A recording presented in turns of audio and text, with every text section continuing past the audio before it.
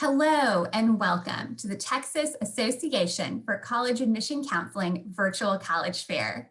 I'm excited to welcome you today to the panel for the college search. We're joined by a great group of admissions professionals and they're excited to share their knowledge, tips, and advice with you tonight. Just a few reminders as we get started. You can use the Q&A button on your screen to type your questions at any time. Your camera and microphone, though, are off, so our panelists cannot see or hear you. This is just one of many different sessions that are happening, so be sure to sign up for additional sessions. This presentation, like all presentations as a part of the programming, is being recorded and will be available within about a week at the same website where you enroll. So to catch these recordings and to sign up for additional sessions, visit strivescan.com/Texas. I'd now like to turn it over to our panel moderator tonight, Elizabeth Jones, and toss it on over to her. Elizabeth? Thanks so much, Jennifer. Welcome students, families, counselors, and educators. I'm Elizabeth Jones, and in addition to serving as a career educator and the director of for the Texas Association for College and TACAC. I'm going to inviting TACAC and for a couple partners in collaboration that made this week for possible. We have over 200 colleges and over 200 students in the state. So as a reminder, registration will be state. You not registered tomorrow. I encourage you to register and learn more about some of the colleges participating. Additionally, we also encourage you to attend tomorrow night's pre-session on paying for college, which will take place from 4 to 4:45 p.m. Central Standard Time immediately before the fair. So during this session, the opportunity to learn more about different mission representatives who represent a variety of regions around the country, and that's our panelists to respond to share the guidance on the college search. If you have questions, Elizabeth, yeah. Just wanted to pop in because your sound is kind of being garbled in and out right now. So we caught part of your intro and part of it not. So just wanted to let you know. Okay, thank you. Can you hear me now? If you could maybe recap some of that intro, that would be great. Yes, I will. It's great right now. Is it great right now? Okay, perfect. Yeah. We are going to go ahead and get started with the questions, and I'll monitor my sound and see how we go. But let's get started with questions and introductions. So I'd love to our panelists and their name, title, and institution, and briefly share what draws you to this work. Jose, can you begin? Sure. Hello, everyone. Can everybody hear me? Good. Awesome. My name is Jose de Jesus Gil. I serve as the Director of Outreach and Recruitment for Jacinto College, a 2-year institution in the Houston area. And I think one of the things that draws me into college admissions really is the ability to provide an educational pathway for students and the students that I serve and the community that I serve. I believe wholeheartedly in the power of education, and I understand from a lived experience what it can do and what it can provide. So as corny as it sounds, I wake up every morning trying to figure out a way to continue that experience for the students that I service. So I guess that's what draws me in. And again, I'm really excited to be here in this panel. So good evening and good afternoon, everyone. My name is Brandon Mack. I'm an Associate Director of Admission at Rice University, located in the beautiful city of Houston, Texas. As I like to say, Rice is a private university with a liberal arts attitude, so you get the very best of both worlds. I've been in the field of college admissions now for 11 years, and for me, I do believe fundamentally that education is liberatory, and it needs to be liberatory for everyone. So I'm in this work because I want to make sure that we do have access and equity and educational options for all students. Happy to be here. Hello, everyone. My name is Conan Campos. I'm with Texas State University, located in San Marcos. So what really drives me to being an admissions counselor is pretty much serving y'all, be you a student, a parent, a family member, a college counselor, college career readiness counselor. I'm really here to go ahead and help you succeed or help your student succeed. I myself am a first generation student, so I didn't know what resources were out there to go ahead and get me into the higher education field. So I want to be that person for you or your student to go ahead and get them to where they need to be. Hi everyone, my name is Jill Davis and I'm the Senior Regional Representative for the University of Illinois Urbana-Champaign. I am housed here in North Texas and I serve all Texas students on behalf of Illinois. This is my 6th year in undergraduate admissions and my 4th year with Illinois. I love admissions mainly because I love connecting with students and families. I think the connections and the relationships are absolutely my favorite part, but I love the work of helping students and families navigate a process that is not always super intuitive. Even for families that have been through the process before, we know that it's constantly changing, and I love to be a helping hand through a complicated process. And so that's my favorite part, and I'm excited to be with you all this evening. Hi everyone, my name is Courtney Roach. I'm a Senior Assistant Director of Admissions at Trinity College, which is located in Hartford, Connecticut, just a little bit north of where you all are today. Part of the reason that I do this work, one is that similarly to a lot of my colleagues, I really enjoy working with students.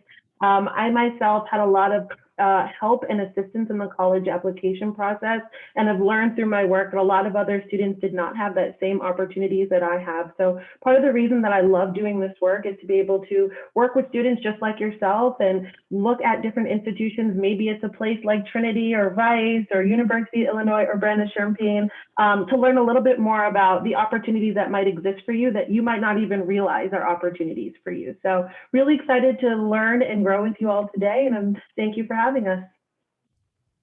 Thank you all so much for being here. So let's get started with the first question.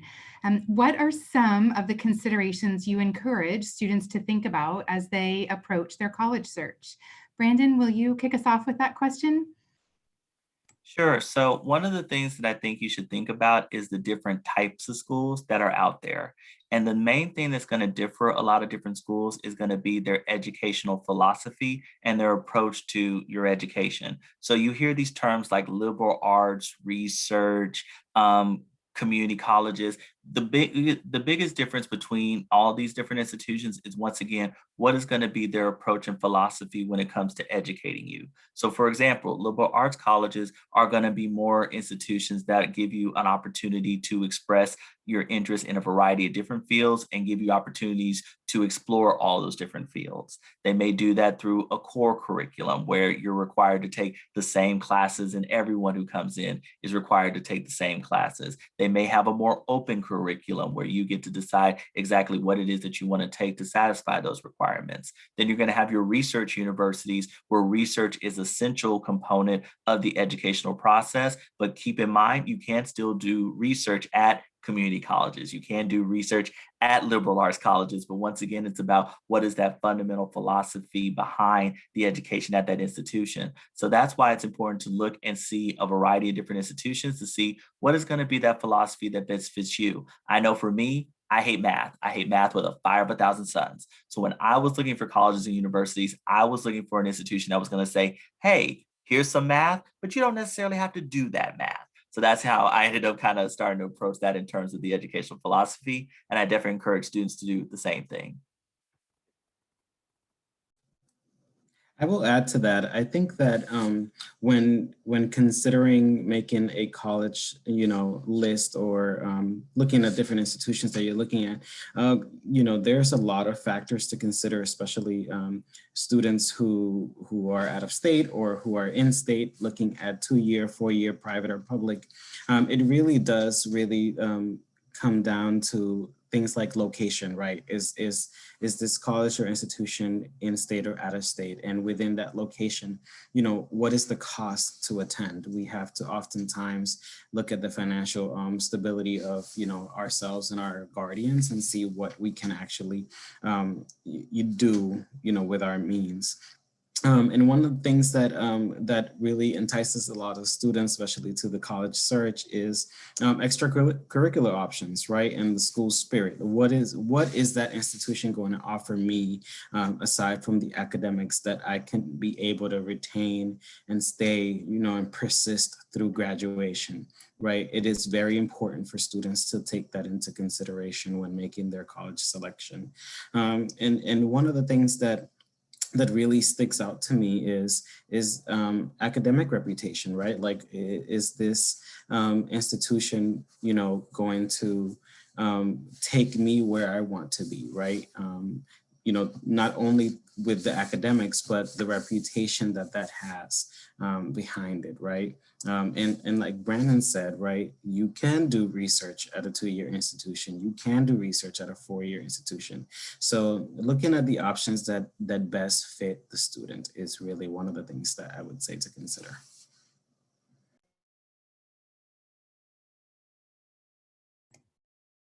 Okay, let's move on to our next question. Thank you, Brandon and Jose, for that.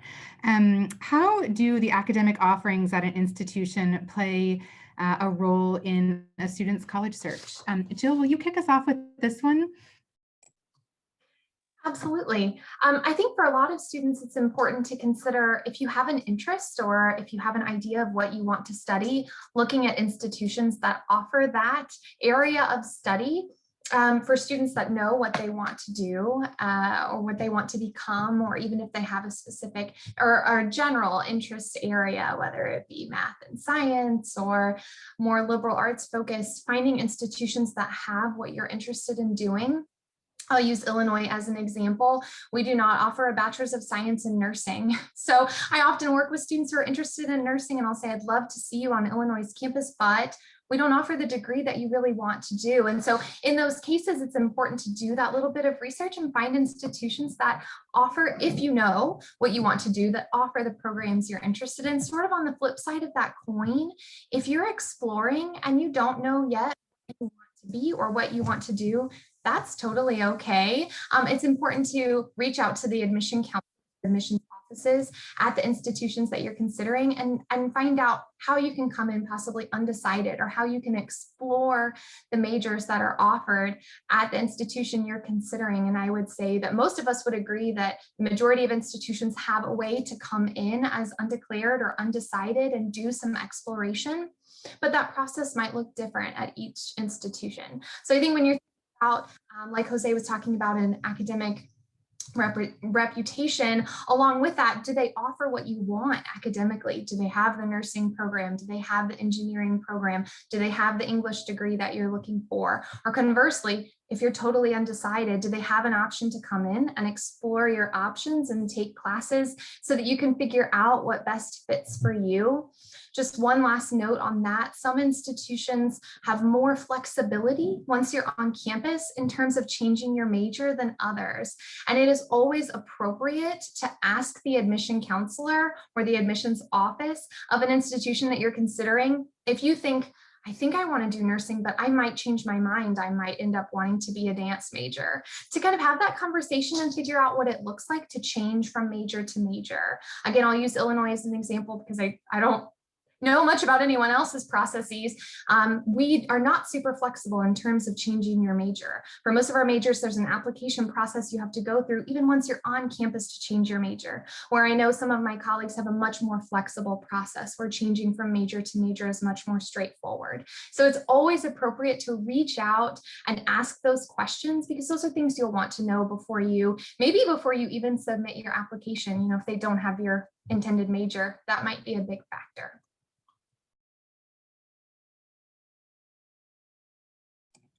Thank you, Jill.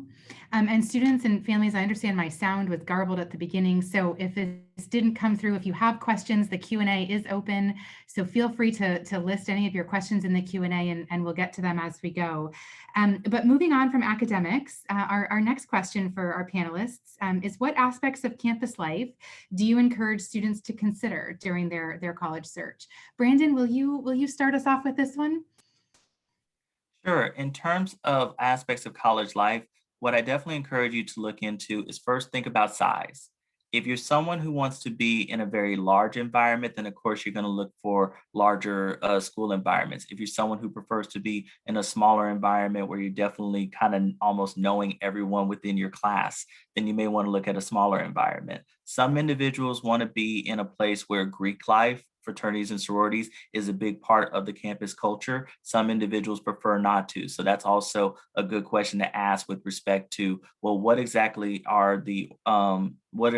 is the kind of culture centered around? Is it centered around sports? Is it centered around fraternities and sororities? If you're someone who loves to write and you want to be on a school newspaper, do they have an active school newspaper? So really also think about the things that you want to be active in, but also think about the things that you want to try out. And once again, look into those institutions that are going to give you all those different options, because one of the other great things, the next 4 years is about trying things out and being in a space that's going to give you that ability to try things out. So definitely look to see, hey, if I want to study abroad, I got a lot of this place that's going to give me a lot of options. I may feel like research might not necessarily be my thing right now, but I at least want the opportunity, ability to be able to do that. If I want to, play a new instrument, be at a place that's got an open band that allows you the ability to be able to do that. So once again, think about those experiences that you want to have and some of the things that you may want to try, and just make sure that the place that you're looking at is going to give you that opportunity and ability to be able to explore. Elizabeth, I would love to build off what Brandon shared, if that's okay. I think another aspect that students should be thinking about beyond, again, just the academics is the residential life component of the academic experience. For many colleges, the academics, while obviously a really core piece of why you're going to college, is not the only piece of your experience while you're there. It's so much more about what you learn as who you are as a person, as an individual, as a community member, what you learn about yourself personally and professionally. And residential life can be a really big contribution to your own personal development. So if you know you're looking for a community where so much of the campus experience goes beyond just the classroom, it's the clubs, it's the organizations, it's the academic support, right? Like, will your professors have office hours? Will your TAs, your teaching assistants, be holding evening, study sessions? Will you be a part of clubs that have events on the weekends? That can be a really critical piece of your experience. And so it's important to ask about, what do students do when they're not in class? How do students spend their time? What is it that students are doing with the other plus hours when they're not in the library? You'll find that some campus communities are highly residential. For example, my institution, 95% of our students live on campus. So if you are a student that you are looking to commute, maybe that might not be the best fit for you, right? Maybe you want to find an institution where there is more of a commuter culture, where more students are taking advantage of the on-campus community, but still having home or life away separate from that college community. So I think it was Jill who said, never be afraid to ask. Like, these are the questions that as admissions folks, we are trained to answer, and we are open and excited to answer these questions for you. So those are additional things that you might want to look for beyond just the major and the academic department that could really make or break your academic experience, or your college experience, pardon me. Thank you, Courtney. So as a student researches the academics and the location and the student life and residential life and all of these things that we've just talked about, and they start to formulate opinions and impressions and that match sort of their own preferences and priorities, can you all share some insight into how a student will sense that a school is indeed a match for them through all of their college search and great research? And I know you all may have different responses to this, so feel free to jump in. But Jose, will you get us started with this one? Sure. I think that intuition is a great lending hand to give you a sense if the school that you're looking at is sort of the right match for you. I think you would definitely understand and feel it as soon as you either take that campus tour, whether that be in a face-to-face environment or a virtual environment, and also, as you're doing the research and you get to find out different offerings that are available at that institution, you'll have a little bit of an intuition, like, this is the right place where I feel myself being at for the next 4 years, right? Or not, right? I have had a lot of students who initially have said, I want to go to this school. And after the application process and the data they step foot into that campus, they're like, this is not the best fit for me personally. And I was one of those students. my initial 4-year institution for undergrad, I knew that that was not the place where I saw myself being at for the next 4 years. So I changed and transferred over after my first year. So I think intuition will really be a helping hand for those students who really want to understand that match for them. If I could add something else, I think talking to current students, right?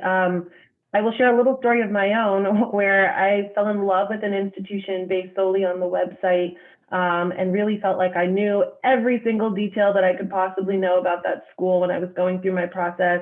And then I was able to connect with students when I visited on campus, and while they were great, I didn't necessarily see myself fitting in there, right? I didn't feel like those were people that, really had similar interests or backgrounds to my own. And I wish that I had had that opportunity much earlier on in my process to ask the same questions that I was asking of the wonderful admissions reps to current students who are actually living that experience. So in whatever way possible, whether that it is in an in-person visit or virtually, or you sign up to connect one-on-one with a current student, I think that it's really hard to get to know a student until you learn about what it's actually like to be a student on that campus directly from the students who are living it. So that to me is, I think, one of the greatest resources that you will have in the college search process, is to just talk to the folks who would be your current peers, your leaders, your mentors, and so on and so forth.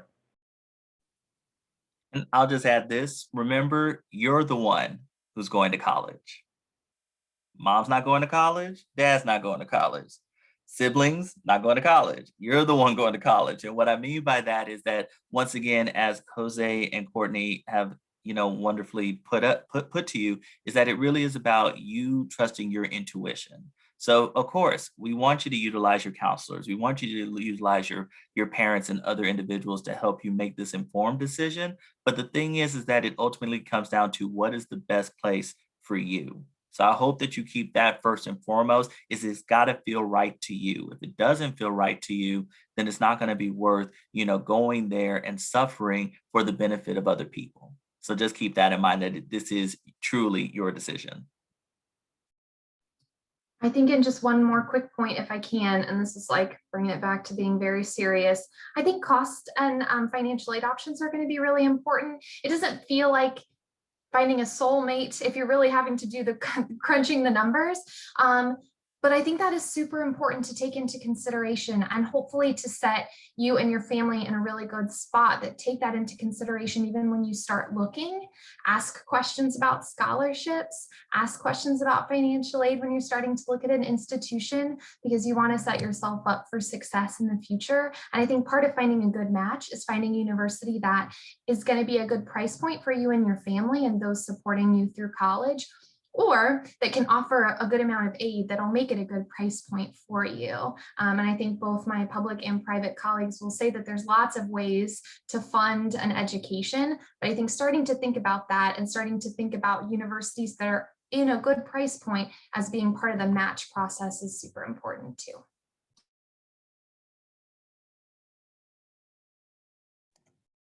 Thank you all.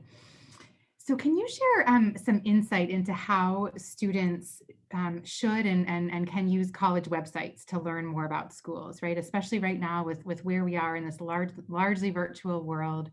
I'd love to hear your thoughts on how the websites can be used. Jill, will you start us with this question? I will, and if I can, I'm going to share my screen. There's always like this moment of pressure, right? Is the screen share going to work?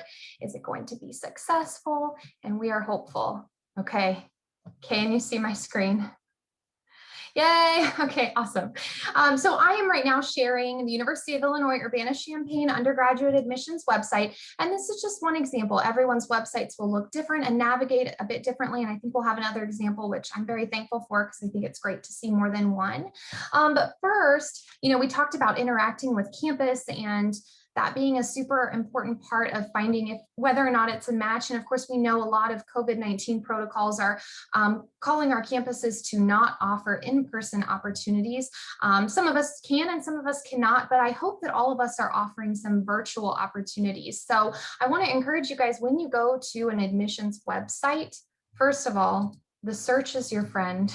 Please feel free to always use the search bar if it's there. I personally use the search bar on our website quite often, as you'll see, but try to navigate what visit options you might be offered at that institution, and whether they're virtual or whether they're in person. Hopefully the institution has some good information there, and that'll be easy to navigate. It might be hidden under a visit tab or a come see us tab, but hopefully that the virtual and in-person visit options will be available.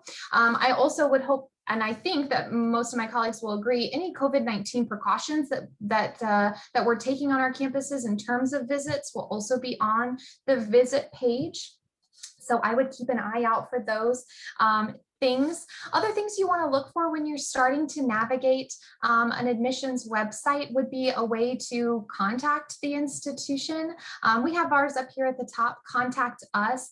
I sort of feel like a foolproof way is to scroll all the way to the bottom of any page. And at the bottom, there's probably something that looks like this: a telephone number, an email address, possibly some social media links, which, shameless plug, follow all of us on social media, because we have people in our offices that work really hard on that stuff and we create cool content. So that's another way, I think, to kind of sense your match, right? Is the stuff that's being put out on the social media resonating with you? So I think a good way to find how to contact an institution, I always first and foremost scroll to the bottom of the page and look for this sort of contact and resource links.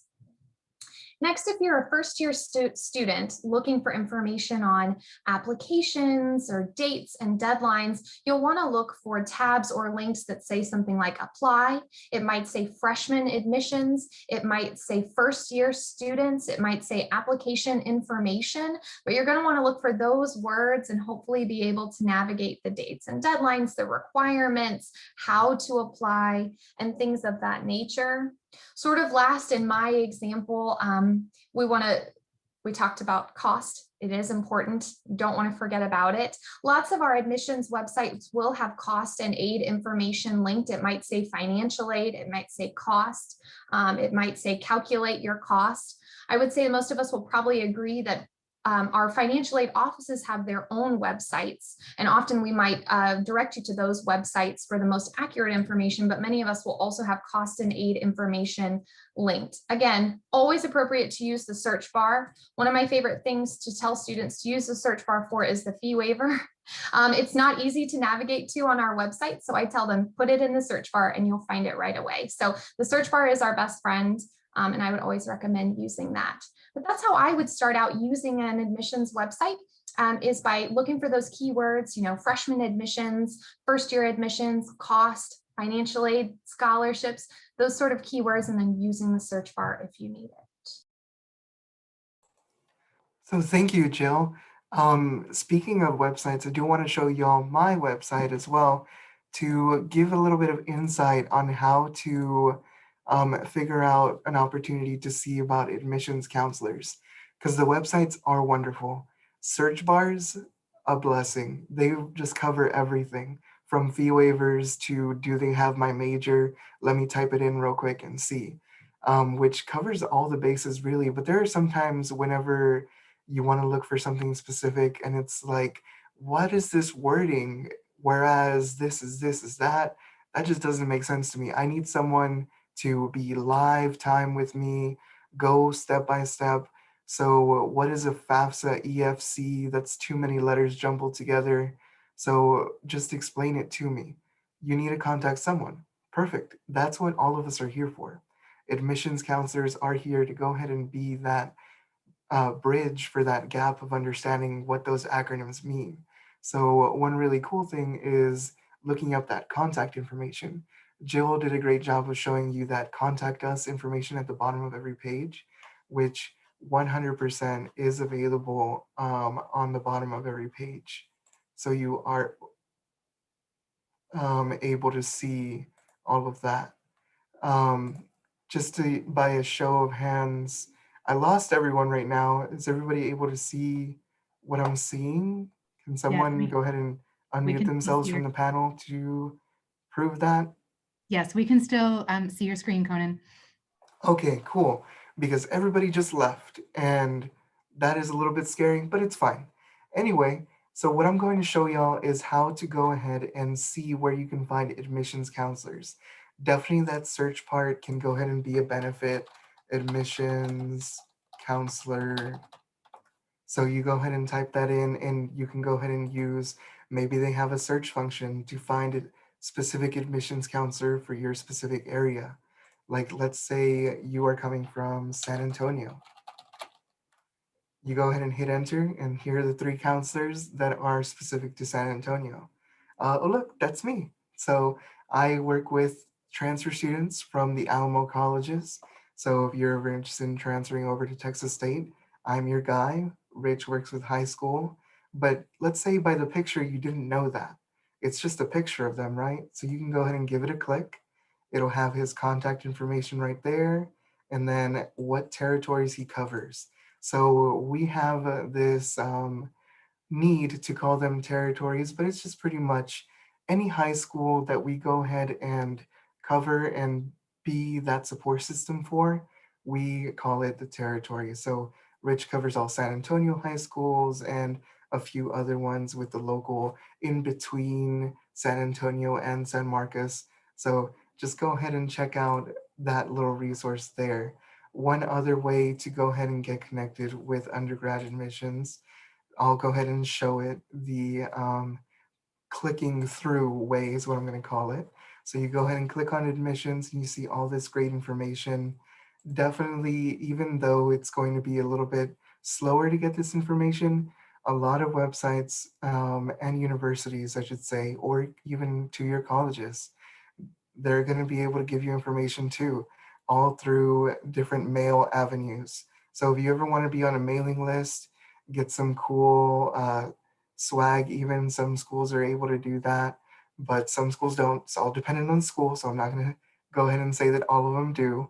You can go ahead and fill out your address and also your email address. They might be able to send you a postcard for your birthday and everything like that. So definitely give it a shot and type in all your information here to go ahead and get more information from any university you're interested in attending or any other community college as well, in state or out of state. But how to go ahead and see exactly our admissions counselors is clicking on that contact us and then meeting your counselor. So contacting your counselor is pretty much contacting that point person that is pretty much your Google. So any questions you may have, maybe you don't know how to type it out or how to ask it, they're going to be your interpreter to go ahead and get all the right answers you need to go ahead and be successful and attend their school. All right. So that's a little bit on admissions counselors and how we are a great resource for you. Thank you so much, Jill and Conan. We appreciate that. We have a few minutes and we're going to turn over to some of the questions that we've received in the Q&A. So I'm going to start just by summarizing a question that came in specifically related to 504 accommodations, learning accommodations, and how students and families might be able to learn what's available on a campus and how a student might be supported on that campus before they make the decision to enroll there. Brandon, will you start with that question? Absolutely. I definitely would encourage you to reach out to our various offices that work directly with our different ability students and ask them directly about the accommodations that can be made.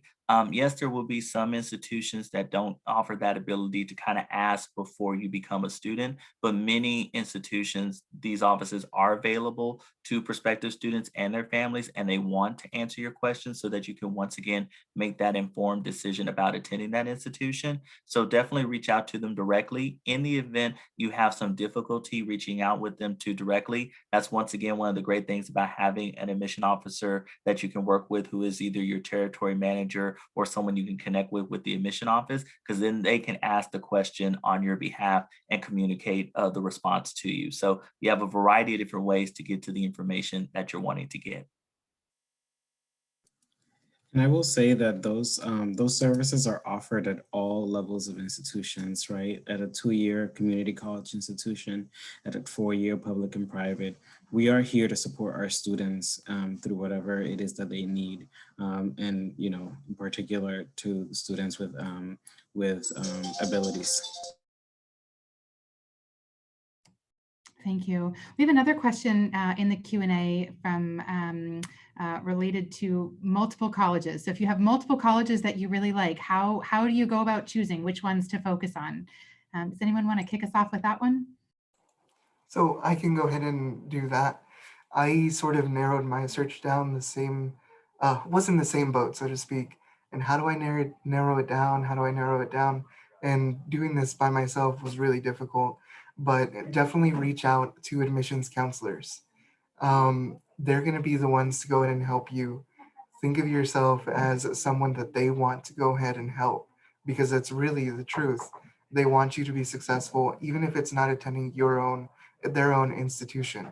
So I 100% will say that if a student is telling me, hey, I want to get into petroleum engineering, that's not available at my campus, I'll get them connected with any other institution that does offer what they're looking for.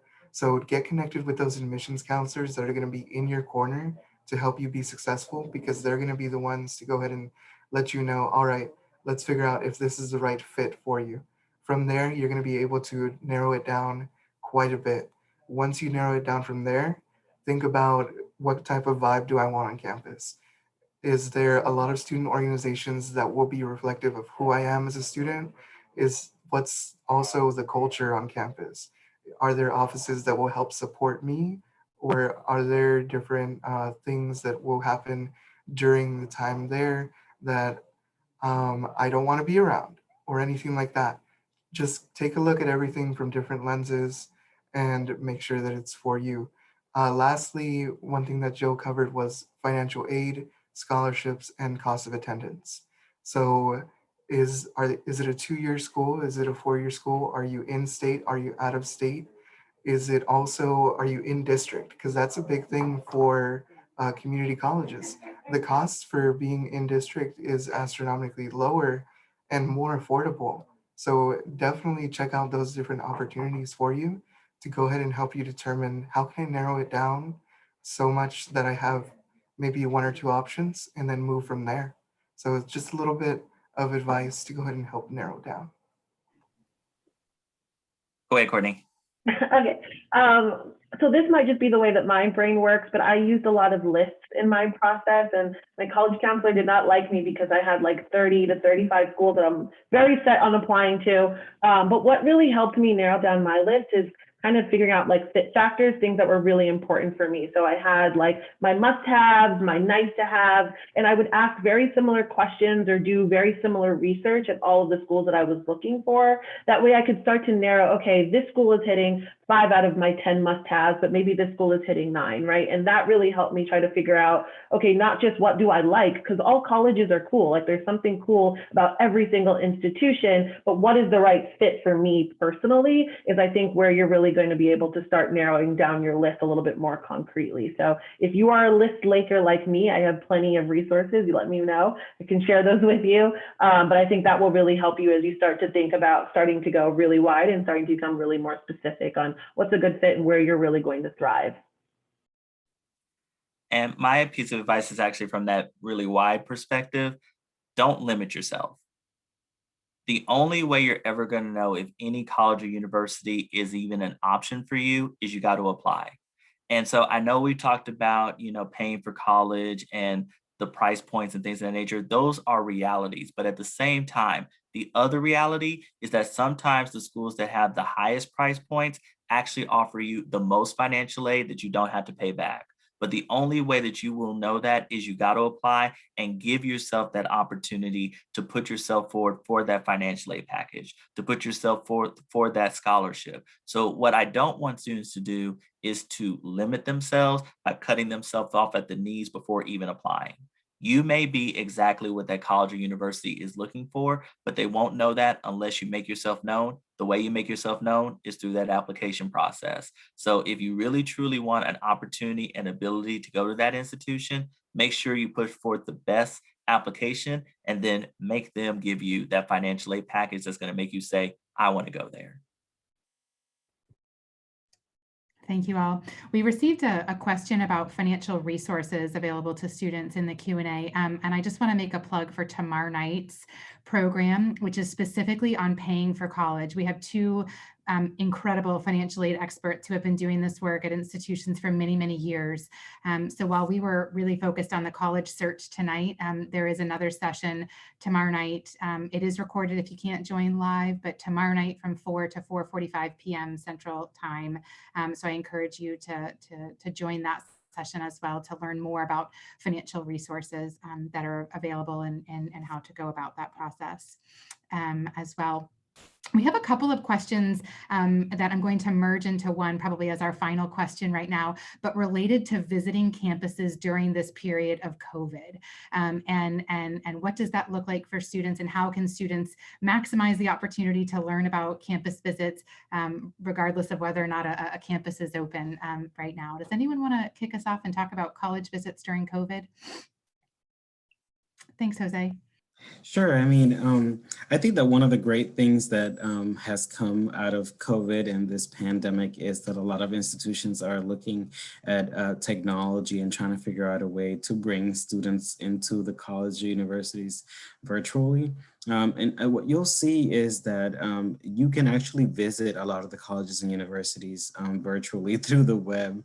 So I would say looking into the institutions that you want to attend and see if they offer any virtual experiences that kind of can put you, in the steps of that college and university. And it's not going to be the same. I will be very honest. It's not the same as visiting a college or a university and getting that feel and experience and breathing that air of what they can offer. But it can also be a good way to kind of help you make that decision or not. As we move towards these altered operations, I know that there's a lot of colleges and universities who are planning on, facilitating college tours that are limited or with less people. So kind of taking advantage of that, as we move towards this reopening, in whatever capacity that is. But I know that for a fact, we've moved into those campus tours into a virtual environment. I can also share that a lot of times you might be in a region visiting other schools, and I think someone asked, what do you do if one school that's on your list, doesn't have any in-person visits that day or isn't doing in-person visits at all? I would ask about self-guided tours. A lot of colleges will now say, here's a map and here are the resources, and you can definitely walk around the campus and get a feel for it yourself. So that's definitely an opportunity, but you definitely want to ask before you get on a plane or drive any type of distance, especially during the middle of the pandemic. But I would just amplify what Jose said. I think a lot of really great resources. One of the silver linings of the pandemic is that a lot of schools are now really investing into virtual resources. So even if you can't make it all the way to California or Connecticut, you still have the opportunity to get to know more beyond just what you see on the website. Thank you so much. Well, I know we're in our final minute together. I want to thank everyone for participating, panelists, students, families, educators. Thank you for being here. And certainly thank you to TACAC and StriveScan for their partnership in making this program possible. The last thing I want to say is students, we have over 200 colleges from around the country and the world participating in tonight's fair and tomorrow night's fair. So if we can offer one piece of advice, it's to explore. It's to explore as much as possible and to ask your questions and to participate in both nights. Registration will remain open. So if you've only registered for this evening's fair, please consider registering for tomorrow night's fair as well, so that you have the opportunity to learn from even more schools. Thank you all for joining us.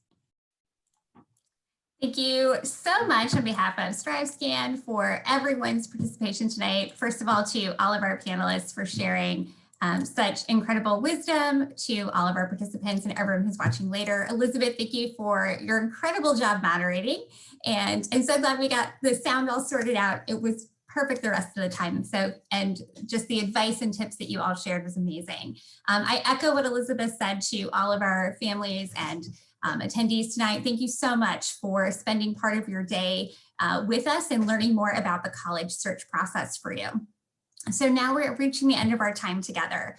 When you close your window, there'll be a link to a very quick 4-question survey, and we appreciate any feedback that you can provide. And again, as Elizabeth stated, this is just one of many different sessions that are being hosted. So we hope that you will join us for more sessions, for panels, and to learn about all of the amazing colleges and universities that are participating. In about a week's time, you will be able to find the recording for this session so you can watch it again or watch all other sessions as well. And you can find all of this information to register for more or to watch the recordings at strivescan.com/Texas. So thank you again, everyone, for your time today. Have a great evening and good luck on your college search and decision process. Good night.